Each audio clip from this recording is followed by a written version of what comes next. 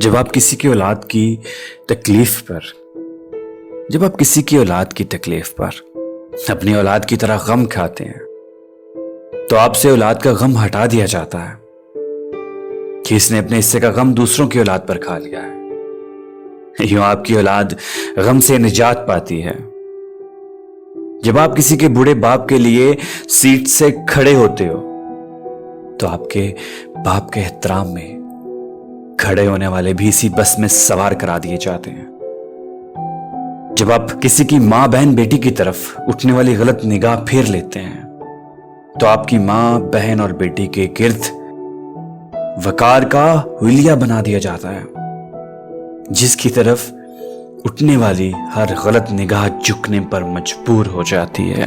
اسی لیے میں ہمیشہ کہتا ہوں، خوش رہیے، خوش رہنے دیجیے۔ مطلب کہ اگر خوش رہنا ہے تو دوسروں کو خوش رہنے دیں۔ دوسروں کی زندگیوں میں پریشانیوں کی بجائے خوشیاں بنیں۔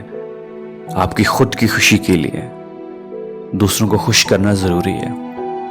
جس دن اپنے آپ کو چھوڑ کے دوسروں کا سوچنے لگ جائیں گے نا، دوسرے آپ کا سوچنے لگ جائیں گے۔ السلام علیکم ورحمۃ اللہ وبرکاتہ۔ اگر آپ نے ہمارا چینل سبسکرائب نہیں کیا تو کائنڈلی اس کو سبسکرائب کیجئے اور بیل آئیکن کو پریس کیجئے تاکہ آپ ہماری مزید آنے والی ویڈیوز کو دیکھ سکیں۔